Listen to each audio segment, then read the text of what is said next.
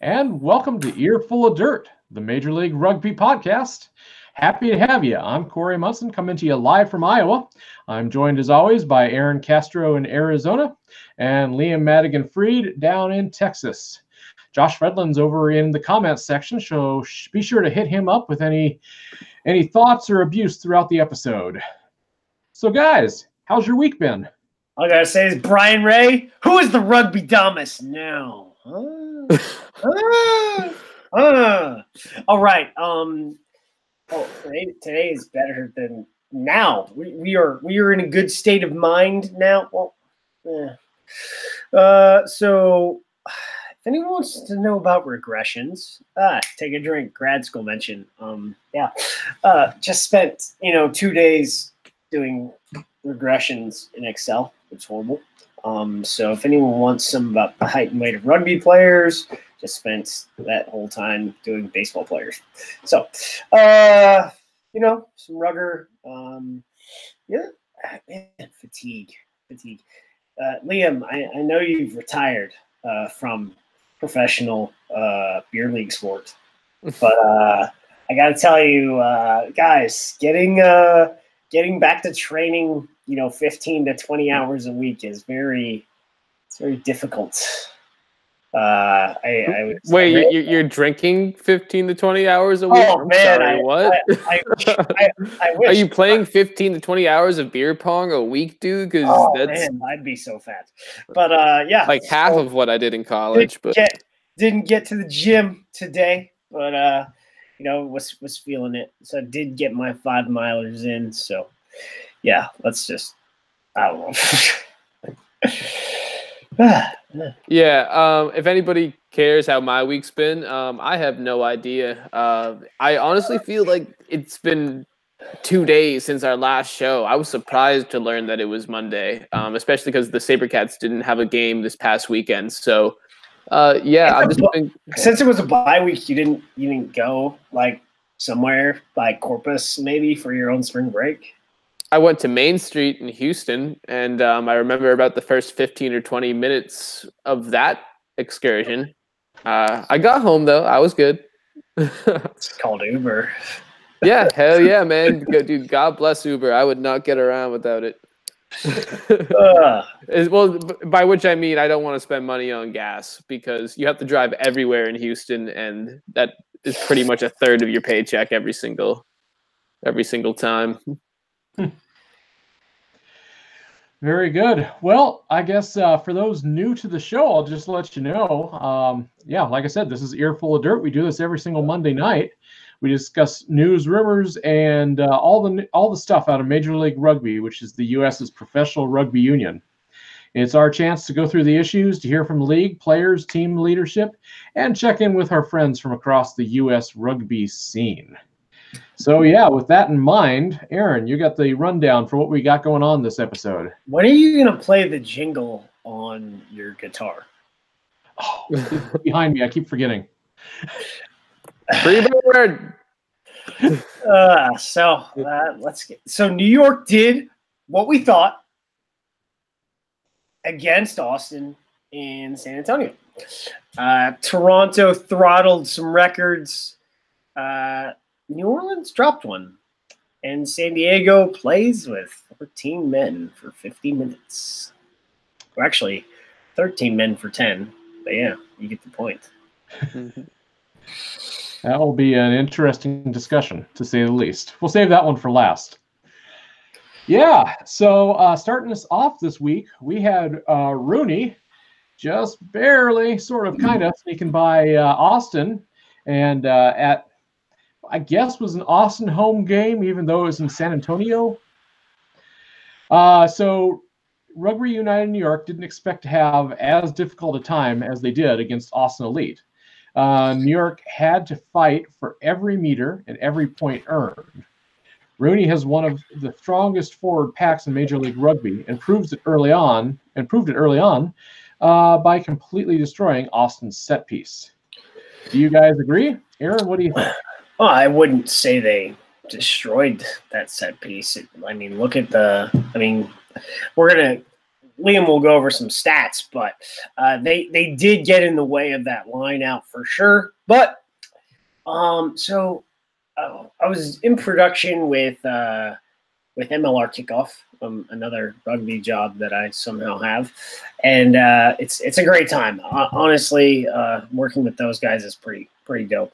But one of the things that Pete talked about on the show last week was Mike Tolkien discussed after their last game against the Raptors that they were originally going to rest a bunch of people. They did end up resting people, but it wasn't just to rest them. They have a bunch of injuries. Cahal Marsh is going to be out for a couple of weeks. I think Dylan Fawcett was struggling really for fitness later on this last week, and he's pretty banged up because he's just been getting after it, leading the team. I think in tackles, he's been averaging like 17 tackles a game since he came back from Eagles camp. What do you want from Austin? Consistent growth. They continue to show that they are making progress against the better teams in the league. Did they get a win? No. Unlike last week, though, against New Orleans, this one, at a certain point was out of reach. Is it just me? Maybe everyone else can chime in. But is New York like 5 deep at the wing spot, like on each side? Do they have just like 10 guys waiting to get a contract in case someone gets injured? Because they got a lot of wings. Like, they're just kind of there. They grow on trees. It's kind of like when they were building the Empire State Building. They would have guys just waiting across the street, waiting for workers to fall off, and then be like, well, next guy up. It's more or less the same thing there in the Empire City, at the Empire State, whatever you guys want to call it. Just the evil empire, not New England. Drink. When it comes to positions and injuries, so Harry Bennett coming off the bench last week was really important so that he didn't come out cold. He has had a few games out with Nyack, so that he was warmed up for that, but he was struggling for fitness from injuries early on in the season. He played really well at 10, and then Matina, he could have played there if needed, but then they wouldn't have had they would have needed somebody else to play in the centers, and Matina held down the outside center spot very well. But it is what it is. They are the second best team in the league right now, and their depth shows it. But I would look at that roster, and that shows you that they are struggling for depth now. If guys come back to fitness, they'll be all right. But if their injury list gets as long as Austin, it's gonna be a tough back end of the season. It's one thing to change 2/3 of your roster like Austin did. It's another thing to do when 1/3 of your new roster is injured or walking wounded. So that's no excuse. Like, they're playing really well, but you're going through a whole season with no depth. It really, maybe changing the, I would say, going from part-time to full-time significantly affects that. Yes, it does. Maybe they'd have another win. I don't know. I think we're starting to see the good coaching and the systems in place and the guys who want to stick around for a very long time. But it makes training really difficult when you only have 20 guys who are fit for practice, and you need 23 guys fit for Saturday. But one day we'll have full-time squads of 62, just like the Dragons had last year. Dragons. Aaron, so I would definitely agree with you. Austin's looking like a more complete team every single week, and they're showing improvements across the board on both offense and defensive phases within their game. However, I'm still not convinced that they're anywhere close to making the leap in terms of getting that, in terms of turning over a new leaf and starting to win. I'm not saying they're not going to win a game. That's not what I'm saying. But they keep on committing these errors that are just their own worst enemy more often than not. And despite the fact that they're moving the ball really much better between the 22s, they're just not finishing scoring drives, just like my SaberCats. Anyway, in terms of the statistics that you mentioned, RUNY finished the game with a 55% possession overall. Austin, meanwhile, had an impressive 74% mark in the gain line over metric. So they were actually making headway in terms of moving the ball past the ruck. So, they definitely weren't losing ground more often than not. They even outgained RUNY in total meters with 660 compared to RUNY's 604. Rodrigo Silva led them with 97 total meters. He's one of those guys, along with Mo, who's really starting to stand out for Austin. He's becoming one of their marquee players, and that's really good for a team that's actually kind of struggled with attendance so far this season. You want those players who you might be able to market, and Rodrigo is looking like one of those guys who they're going to be able to do that with too. However, my big standout guy from this game has to be Mike Petrie. The dude is as New York as it gets. I liked how he stayed in support of his teammates. Offensively, most scrum halves will tend to take a back seat. This guy gets, actively involved, which sometimes isn't always the best because it might get your scrum half hurt or it might get him, caught down in the ruck, and you have to have a less experienced player take the ball out. But his tenacity definitely got him the try in this game, and I really like that. All right. The second match of the weekend was one for the record books. I'll tell you what, we had the Arrows playing up against Utah, and they won 64-31. The Arrows win over the Warriors set a couple of Major League records. One record was most points scored by one team in a match. The second was most combined points scored in one match. So the previous record for both those was 55 and 88, respectively. Toronto had all 9 of their tries scored by 9 different players, which is fantastic. That really shows a lot of skill spread across a wide variety of folks. So it shows really how dangerous this team has become through the course of half a season. I don't know. Liam, what did you see? So what I saw was a bunch of guys who probably felt how much it sucks to score 31 points in an MLR game and still be considered to have gotten blown out. And that's exactly the situation that Utah found themselves in. Statistically, Utah led in possession 52% to 48% to go along with a 56% territory advantage. They had a 79% quick ball rate. So basically, they were getting the ball out of the ruck. Aaron, was it like in 5 seconds or less? Yeah. So it was. So you start getting hit pretty bad when you have longer than 5 seconds on a ruck. But when you look at your rates for quick rucks, you want to be able to dig that ball in less than 3 seconds. Exactly. And Toronto's one of these teams that one of the knocks on them all season has been the fact that they are kind of slow-footed in terms of their defensive shift. So that's, definitely one way that you want to attack them is by getting the ball out of the ruck quickly. And that's something that Utah has done pretty well over the course of the season thus far. When it came to territory or total meters throughout the game, Utah outgained Toronto by nearly 100 meters, 915 to 828. Utah had an average meters 4.5, while Toronto had a mark of about 6 even.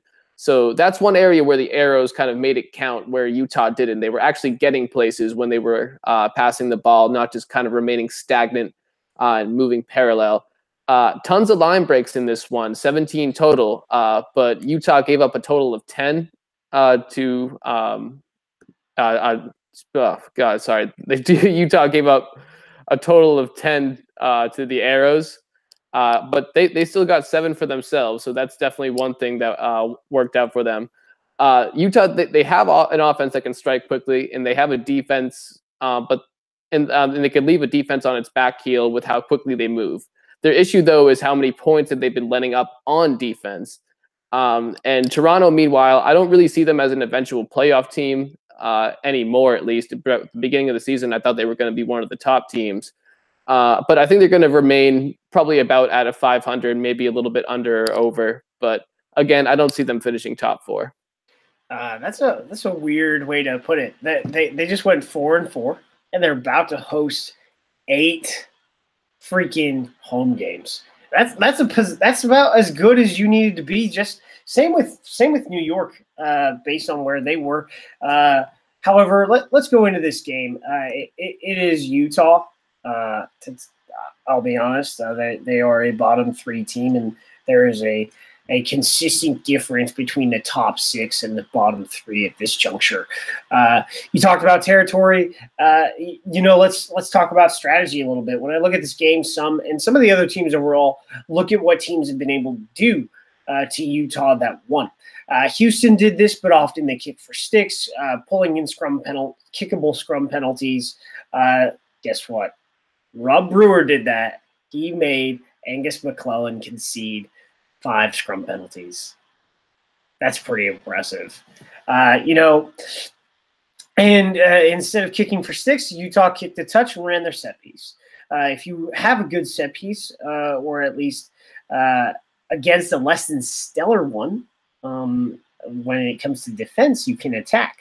But that's not the only way Toronto went to work. They kicked, forcing the Utah Warriors to run out of their backfield and, I guess, basically gain a lot of garbage meters. But 2 guys that really, hit the gain line and really performed well for Utah were Tonati and Gannon Mower. Tonati really shows that he's one of the class wings of MLR. He did it last year again. I think he had 193 meters and a try. And if you look at it, I would say about 120 were some good stuff from him. Still, things to look at for Toronto was the second quarter, where they had a defensive lapse and allowed Utah to respond very quickly and make this for an exciting game. That defense did not really settle down until midway through this third quarter, 10 minutes into the second half. Some long travel, some altitude, maybe that can be put into it, but I know Chris Silverthorne and Mark Winokur will telling me I'm actually blowing smoke up their butt. But, solid run out. They've got some questions. They're starting to gel.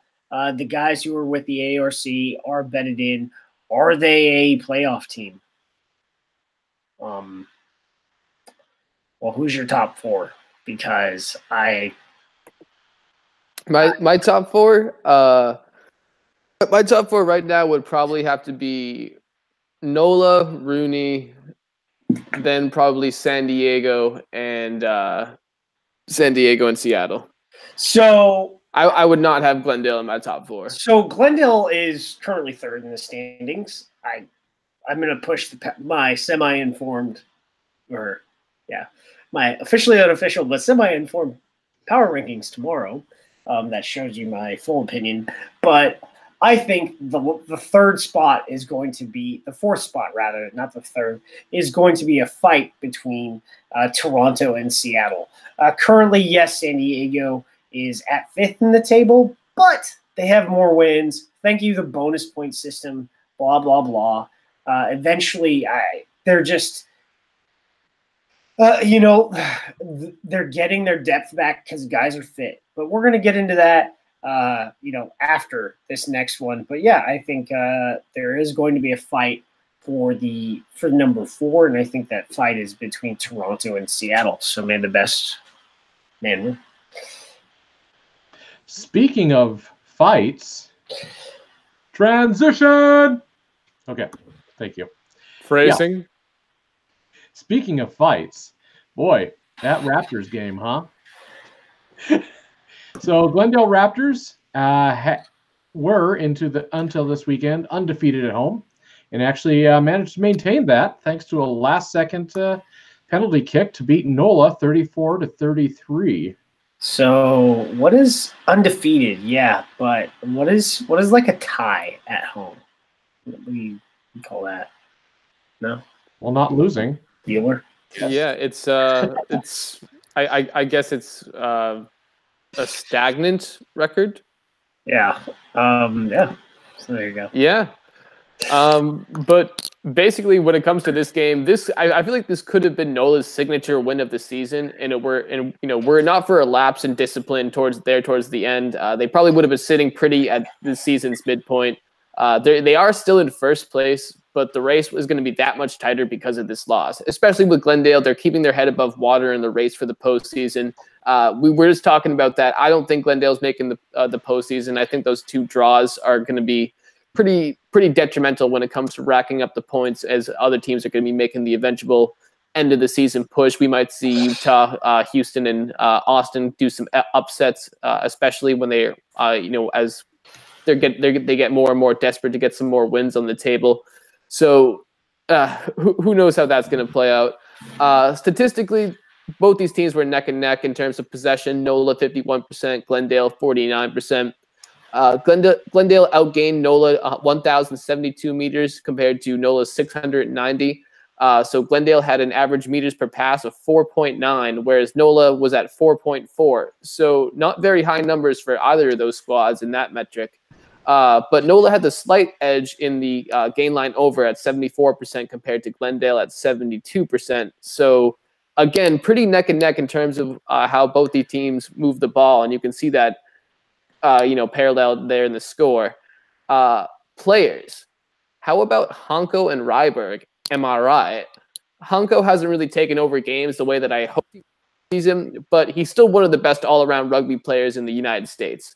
Hanko had 146 meters on 18 carries for an average average meters per carry of 8.1, whereas Johnny had 129. He wasn't one of the top 3 ball carriers, so I didn't even see how many he had. So yeah, Mr. Ryberg put in some work, I would say. NOLA, that gumbo rugby may have taken first place at the state fair, but it didn't quite make it this week. But it sure is still good.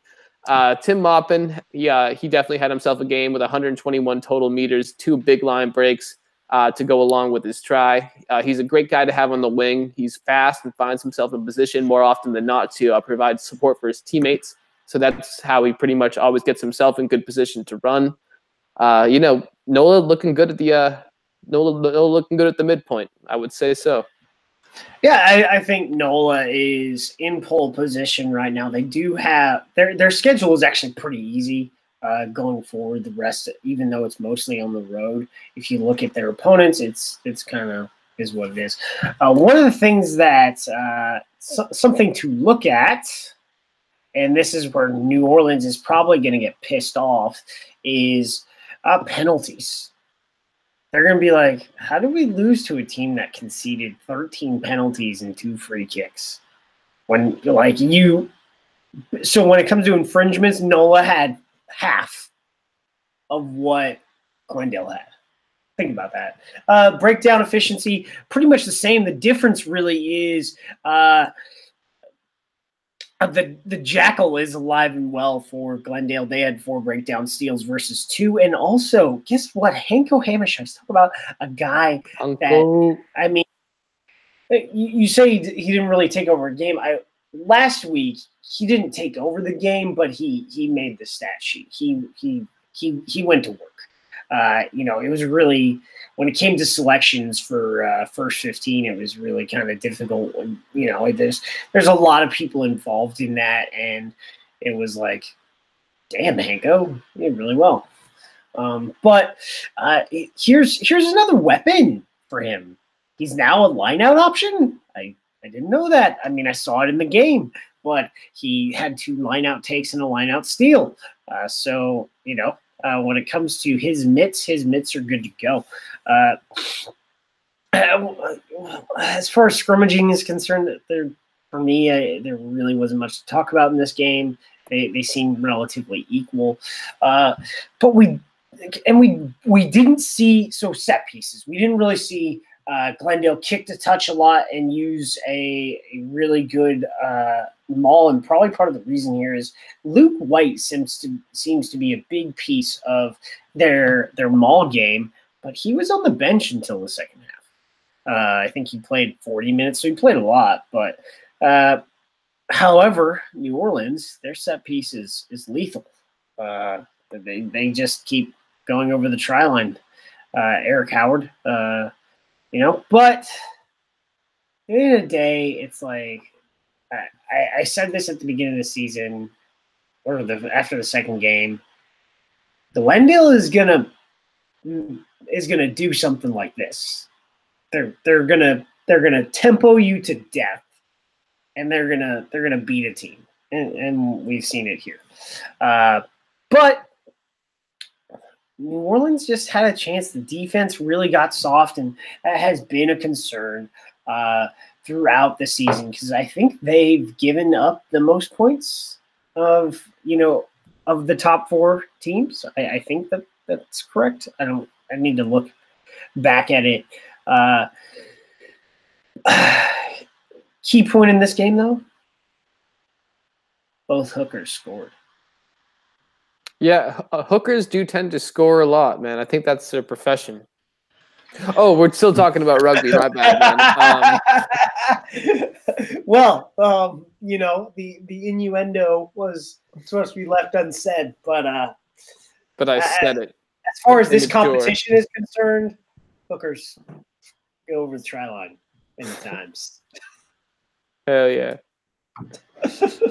And I don't see anything wrong with that.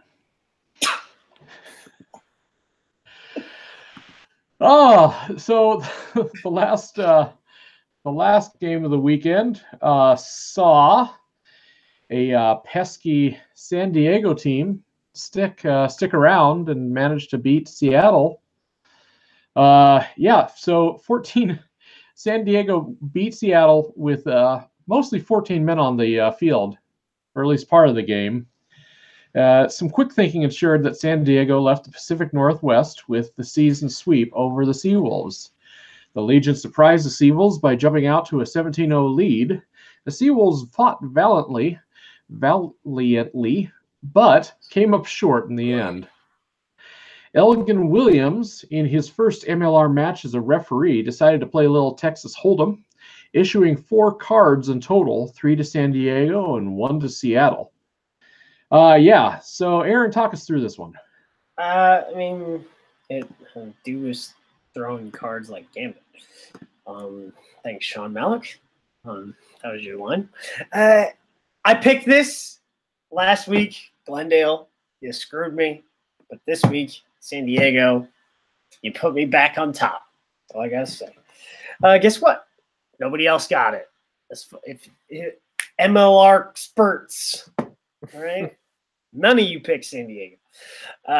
So not exactly how we saw this one playing out. I've talked about San Diego's attacking platform a bunch. Talked about their set piece a lot. There was pretty clear domination in the scrum for San Diego. Whether it was Ali Khalifi or Kellen Gordon, they were not up to the task against Patty Ryan. That is just a fact. I don't think many are. It was also nice to see Nate Sylvia back from injury coming off the bench. He provided some much needed lift for that scrum later on when we'll get to that. So Kenny Nazkeke, my man, that clear out. Nada. You're probably getting 3 games. Might be 4. I don't know. That's just my guess. I honestly, that clear out, it could have been a yellow. I mean, people are going to argue with me. It was pretty aggressive, man. Oh, no, don't get me wrong. I'm just saying I'm looking at, on the aggregate, internationally, how we're issuing reds. There's another, not in this game, but there was a red given for a high tackle in Toulouse versus Rossing that I thought was harsh. But, letter of the law, dangerous clear out. He's going to sit for a couple weeks. Application's fine. I thought it could have gone a little less, but I guess in the end it really didn't matter. But that did force San Diego to play down a man for 40 minutes, and then they were down 2 men when Josivera Malua got a yellow for a high tackle as well. And, that one I was like, dude, come on, man. But he has taken cards again earlier in the season for high tackles playing out of the wing position.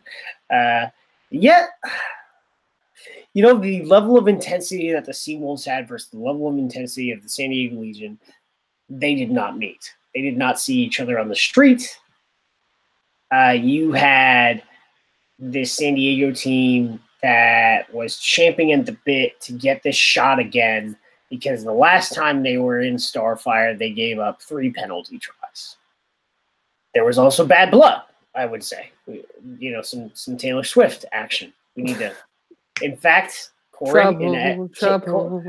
in editing, I need you to put Taylor Swift. And now we got bad blood right there. All right. No, I'll go ahead and insert that. And done.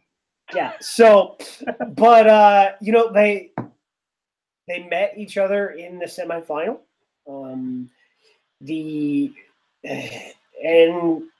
San Diego ended up losing that semifinal, and they wanted to make a statement specifically against Seattle, and they have. When it comes to Veramalua at 6 instead of being a wing, I mean, I thought he was going to be a 6 when they signed him personally.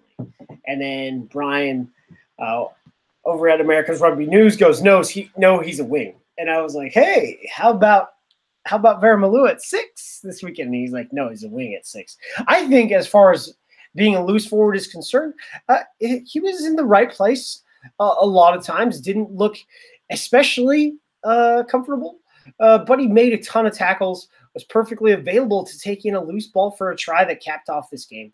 Another player that put in a great shift was Sol Wuching.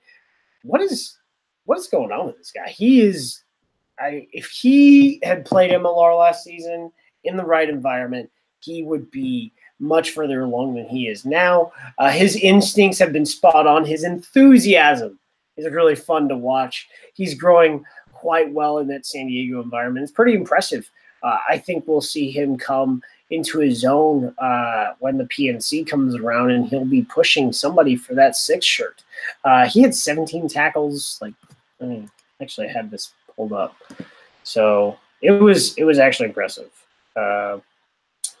11 carries, 73 meters, 2 offloads, 17 tackles, and 3 line-out takes. Pretty good for a guy that really looked relatively uncomfortable as a loose forward for a while. Another guy I got to give a shout out, Nate Augsburger. You know, when it comes to Nate, I have things to say for him at scrum half. He's heard me say them to him, so it really doesn't matter. He's a great wing player. Don't get me wrong. But his form at 9 the last couple of weeks has been amazing. Some things I don't like. Like those box kicks at midfield. I get it. It was probably a tactic, but because of the sun. However, I just don't want to give up possession like that at midfield. I want you to run the attack and try to get to score. I guess it worked.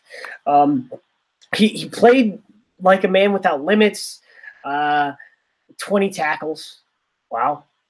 His heroics also put him near Phil Mack, to slap Phil Mack's arm, hand, whatever, to force him to either knock on the ball or it just got loose to where Josh Veramalua was able to pick it up and go in for the try. So there you go. Yeah, well, but all that, San Diego is still not quite in the playoffs despite having more wins than Glendale. Just going to mention that one more time. I hate this point system, but that's just my very Americanish opinion, I guess you could say. But check it. San Diego only 44 possession advantage throughout the game, but they were great at making the gain line with the GLO rate of 82%. That's gain line over for GLO, and an average meters per pass of 6.8. In fact, I found this pretty interesting. The two teams had about the same amount of meters gained. Seattle had 744, San Diego had 717. But it took San Diego almost 100 passes less to achieve that. Seattle had 202 passes for an average meters per pass of 3.6. So that just shows you overall there's a higher degree of efficiency in their movement, although probably more so in the second half. When it comes to players for Seattle, Eric Duchel dude's a class act on and off the field. 13 total carries on the night with a line break. And you can tell every time this guy carries the ball that he's putting in 110%. He's really entertaining to watch out there. And again, he's one of these really marketable players that Seattle could really push forward to their fans. For San Diego, Mikey Te'o, showing that he still has some gas in the tank. I had the pleasure of one time watching Mikey play live at Red Bull Arena for Team USA when Ireland came to town. And just the other day, just like when I was watching him then, his signature goose step was on display. It helped him to get to a total of 9. I tell you, I hate that. You hate the goose step? Well, I call it the club rugby hop. However, in this game, you Seattle people better be ashamed. You guys got fooled for that twice. Aaron, why do you hate fun? No, he did that twice, and they fell for it. It was rather beautiful. Yeah, well, Mikey ended up finishing the game at 99 total meters off 8 carries for an average meter per carry of 12.3. So great overall job by Mikey Te'o, making sure that the young guys still know that he's out there tearing stuff up. I just feel like the San Diego squad has enough depth to last out the remainder of the season and into the playoffs. So that's why I think they're going to eventually finish in the top 4 as opposed to Glendale. They score points. They have a good defense. Seattle definitely was going to make the postseason, but the seawall is going to have to score some more tries to alleviate the pressure on the levees, on the seawall. So I'll just say that. Fair enough. So this is a special time of the show where we like to go back and celebrate our wins and lick our wounds for our losses. So week 10 results, I'll just run through them, and if you guys have any comment, feel free to jump in. First up was RUNY at Austin, and the final score is 19-11 RUNY. Aaron, you said RUNY by 7, so you're the closest on that one. Good work. Yep. Liam, you had RUNY by 17, and I had RUNY by 20. Followed up that with Toronto at Warriors at Utah. We all had Toronto on this one. Aaron, you had them by 7. The final score is 64-31. So you had them by 7. Liam, you had them by 3. I had them by 10, and they had them by 33. So a little bit of difference there. You were the closest, Corey. Congratulations. They were this close for like. One thing happens and this thing goes over 100 points total for the game. Like it was kind of fun to watch, Yeah. Then we had NOLA at Glendale, and this is the one we discussed extensively, being that Glendale 34, NOLA 33. And, well, Aaron, I know you were celebrating your San Diego win. I think I'm going to celebrate my Glendale guess on this one. Aaron had NOLA by 12. Liam, you had NOLA by 3, and I had Glendale by 5. So, congratulations. That was some rugby damasing, but I will point out some other people picked Glendale as well. You were not by yourself on an island holding the EOD flag. Like Aaron this week or me last week, when you gotta be that lone renegade. Yeah. The final game of the weekend was San Diego going up against Seattle at Seattle, and that's 28-22 in San Diego's favor. Aaron, you had San Diego by 3. Good job. Liam and I both had Seattle winning this one. So, yeah, I don't know. It was fun. Aaron, you want to take us through what that means for the standings? So bonus points. Bonus points matters. It makes – I will say I hate bonus points. I think wins should be more important. Amen, brother. Especially when you don't play nearly as many games as they do in hockey, because the NHL has some type of point system that sort of works but is different. But So because of bonus points, New Orleans stays on top with 33 points on the table. New York moves to 7-1 with 32 points on the table, so likely to overtake New Orleans for the number 1 seed going into week 11. Yeah, 11. Wow. We're a long way in there, aren't we? Yeah. And Glendale. Well, interesting to say the least. They are third on the table. They are 4-3-2 with 28 table points, one ahead of good old Seattle. Good old Seattle. This is where I sort of hate life. So Seattle got a bonus point here. Interestingly, with their loss, it's because they scored some points. You know, they scored some points, and everybody wins. So they got a bonus point in this loss, and San Diego only achieved 4 points, sadly, and stayed at 5th with 26 points. Toronto did get 4 points in their win, or no, extra. I think they got 5. They got the bonus point victory against Utah, but they have 22 points and they're at 6th. But this is where you see the massive difference in the table because the difference between 1st and 6th is only 11 points. The difference between 6th and 7th, we'll get to 6th versus 9th very shortly, but 6th and 7th is 12 points. Yeah, it sucks. The difference between 6th and 9th is 18 points. So there is a significant difference between the top 6 and the bottom 3 in the league. Yeah, every league needs some losers. That's what makes winners. 4A philosophy. If you ain't first, you're last. So week 11, we are at 11sies, fellas. This is pretty amazing. Who would have thunk we'd make it this far? Anyway, first up, Friday night, 9 p.m. Eastern on ESPN Plus, we've got the Seawolves at Utah. Aaron, what you think? Seattle Utah, you're like where Austin and Houston are. You kind of gotta make a choice. You gotta grab yourself by your bootstraps, and you gotta get a win that is relatively good for me to believe in you. So Seattle -10. Liam? I don't have as dramatic lead-in into this game, but I'm going to go Seattle -9. I think they're just a more complete team than Utah. Going to pull themselves up by their bootstraps. I do agree. Yeah. Yuck. You're working on that Texas thing.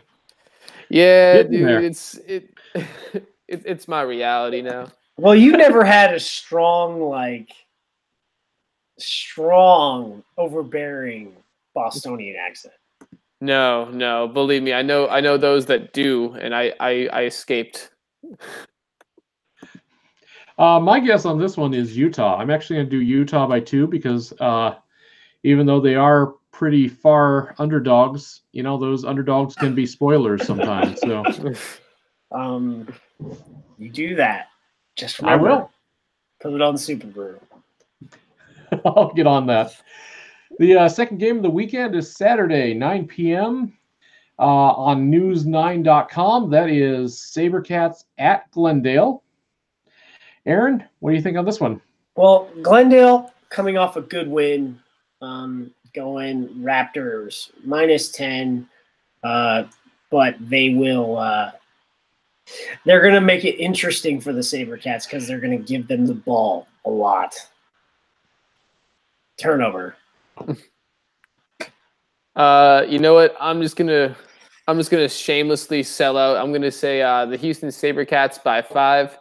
Or know what? I'm gonna go Houston Sabercats by 6 because I think it's gonna be by a margin that it's clear that Sam Windsor got the victory for them.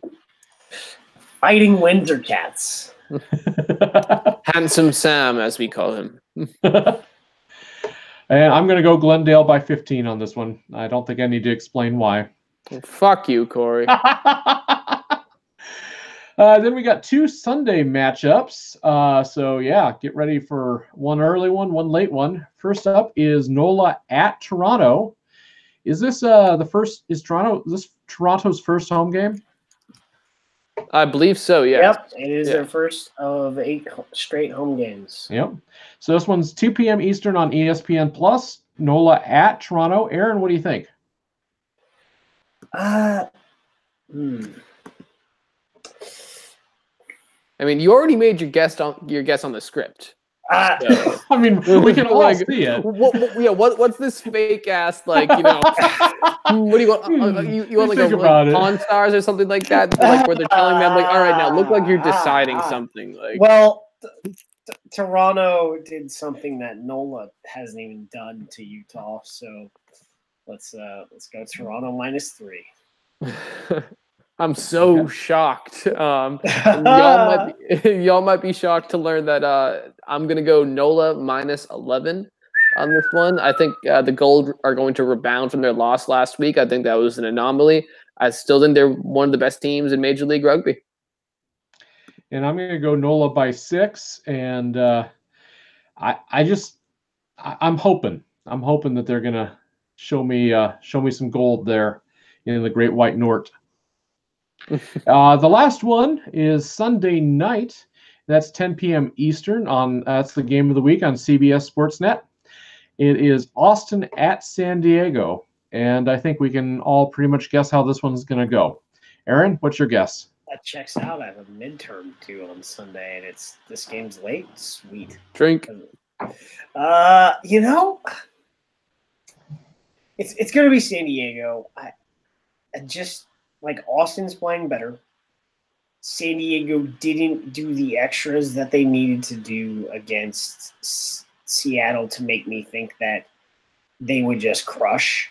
Because I think the margin's between 7 and 10, and I'm going San Diego -7. But we'll see. They might just eat Austin alive. I'm gonna go San Diego -12. I believe this is going to go into double digits. I have a lot of faith that San Diego is one of the best teams in the league, and I think Austin, they're going to get taken advantage of by San Diego. They're just a much more complete team. Well, if you're going 12, I'm going to go 20 on this one. I think San Diego's just going to crush them. Fuck you, Corey. Yeah. My goal in life is just to be one better than Liam at everything. And last week we announced our picks for Free Jacks versus Munster as part of the Cara Cup. And I guess I didn't realize that wasn't last weekend. I had it in my head. But this game is actually this Saturday coming up, April 6th at 4 p.m. And at that time, I had said I think Munster is going to go win by 12, but I thought Free Jacks was going to put in a better showing than we expected. Guys, did you want to reiterate your expectations for this match? Munster -22. I mean, if anyone saw Munster actual play on Saturday, yeah, there you go. I'm going to go Munster -21, but I think the Free Jacks are going to score more points than people think. And I'm trying to remember, have these been live streamed or were they just posted afterwards? They are. So they're on Nessun. They're on Nessun. It was streamed on YouTube and Twitch. Facebook was kind of funky, but it was on Next Level Rugby's Facebook page, which is the production house for the game.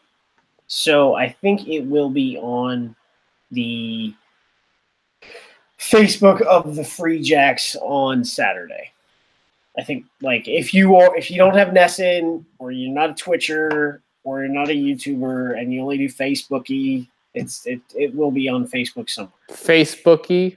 What are you, a 3-year-old? It's on if you're not a Facebooky, I don't know. I'm tired and delirious. I'm pretty sure 3-year-olds use Instagram.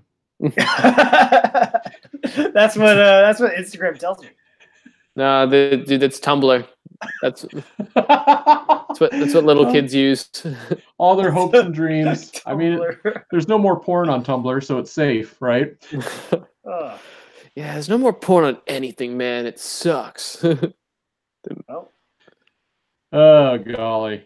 Yeah, we're getting rid of porn, but you can buy pot in a third of the country. Explain that one to me. Damn right. Merca. Well, that does it. That wraps us up for our predictions, and we usually like to hit up some questions, and we got a few minutes this time, guys. I don't think we need to do a lightning round. We can actually just answer questions. Well, let's do it. All right, kicking us off is the section namesake. Bob B. Boberson wants to know what coaches are out there that expansion teams next year should be looking at as possible hires. well, so there's only one team that doesn't have a coach right now. Right now, I'm pretty sure the Free Jacks are going to take Josh Smith if he wants it. I think it's more a question of if Josh Smith wants the job or not. Pretty much, yeah.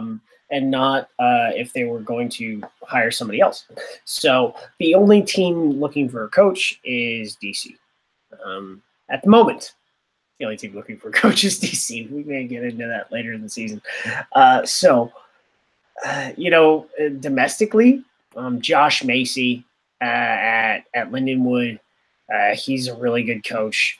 People talk Tom Billups. He's been an assistant at Cal for a very long time under Jack Clark, who Tom Billups was also an Eagles coach at one point. So if you want a dude that has like a permanent like hairline, like his do is like perfect every time. Like when he's lifting and sweating, his hair is like perfect. He's an intense dude. So I said Josh Macy, Tom Billups, Gavin Hickey, Justin Hickey, James Willix. Those are the big names. Tim O'Brien at St. Mary's College, but I'm pretty sure not gonna. He might do it on a volunteer basis because he does St. Mary's on a volunteer basis. Do you want a guy doing investment banking at 3 a.m. in the morning until like 2, and then being your head coach and then running your team crazily? Because that's how SMC does it. So you'd be paying for assistance. But I don't think Tim is on the market for that, but he would be a guy to bring in. But like I said, most of these young coaches, I think they're the ones that you want to look at because they have the most professional environments. Mike Sherman at West Point, another good one. But the big thing about DC is they have the Scottish Rugby Union as a minority owner, so the SRU might provide a coach. I didn't think about that point about the Scottish Rugby Union providing a coach. That might be a good point. I'll give a shout out to a friend of the show, Gordon Hanlon, though. Definitely has my recommendation. Hey, I think they're in pole position in the Bundesliga. I think the playoffs are next week, and we may see if, knock on wood, if TSV Handelsheim Lions win the Bundesliga Division 1. Hell yeah. Good luck. Very best of luck. Next up, Conky 2195.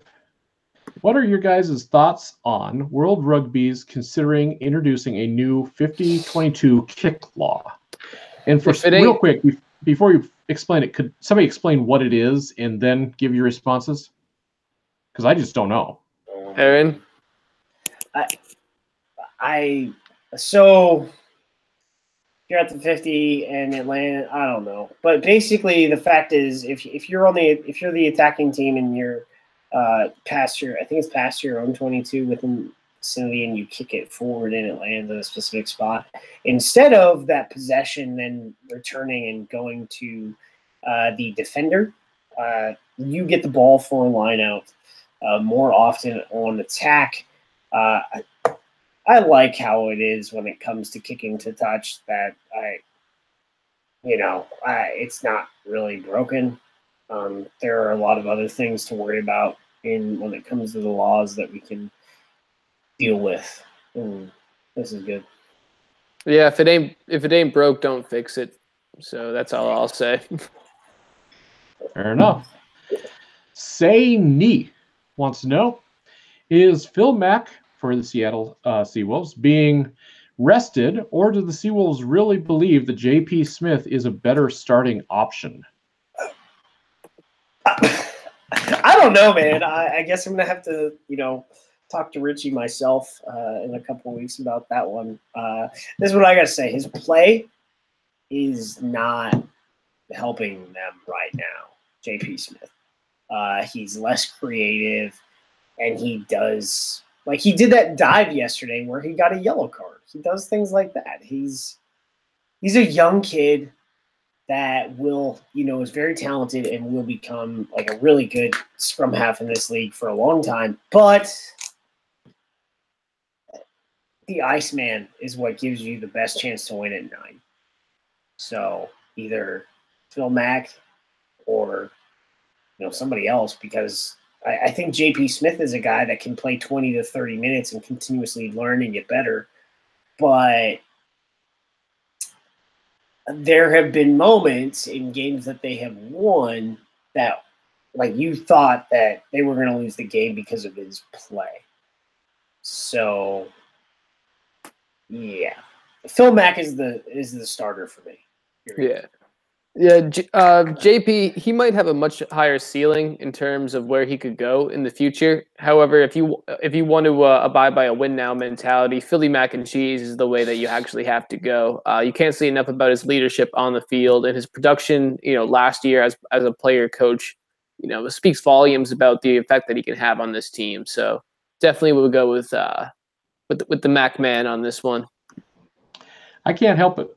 I have no perspective on this at all, other than I can't help but wonder if somebody back there knows Phil's not coming back next season and they're just trying to figure out what they're going to do. I don't know. But that's why you still got to win now. But if it's you bring in a talented 9 and you need to get him minutes, that's where you go with a 50, 30, 60, 20 split consistently rather than, playing the young guy and not putting yourself in position to win. Yeah. I guess we'll see what the rest of the season holds for us. All right. Last question of the night comes from BZHJJM. I keep seeing people bringing up Portland when it comes to an MLR expansion city. Is that purely wild speculation and wishful thinking, or is there actually work being done to get an ownership group together? Well, I don't know the specifics on it, but there definitely is rugby up there, and I believe that there's a contingent of fans who would like to see it happen. So, for all I know, it's just wishful thinking, but it's good wishful thinking. I would put it that way. If they're welcome to it, yeah, sure. But here's the thing: we're at the point. Thierry Dupont, granted the interview was after league meetings, so maybe they had voted on a new expansion fee, but said in the Austin Elite Rugby podcast, supporters podcast, that the new expansion fee is $4 million. So take that into perspective.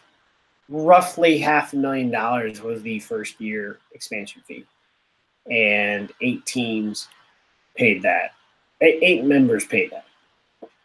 7 teams took to the field. The expansion fee ballpark for year 2 was between $650 and I think $850. Right? I don't know. That's just there have been numbers thrown at me. So this is the first time an owner has said exactly what an owner and CEO has said exactly what that number is. Do I believe that? I don't know. Maybe that's the maybe that's the starting point when it comes to negotiation. But you do have to make sure whoever is coming into the league is financially healthy and can fund the project that it's going to take to build off the field, not on the field. The on the field product, when it comes to funding it and developing it, is a lot less expensive. And Liam can attest this working in SaberCats operations that most of the money being spent isn't being spent on rugby. So it's being spent on to develop rugby, but not on rugby operations specifically, right? Yeah, no, it's also being spent on little mini koozies to give out for free at games. I know that there's a significant Where's the freaking koozie, man? Jeez, can't even get a koozie. Corey. Take it from my cold dead corpse, Aaron.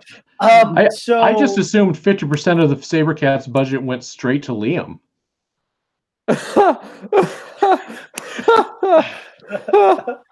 the best paid camera operator in the state. Hey, and lead beat journalist. Thank you very much. So, I guess we had this discussion last year. Rugby is going to go where the money is.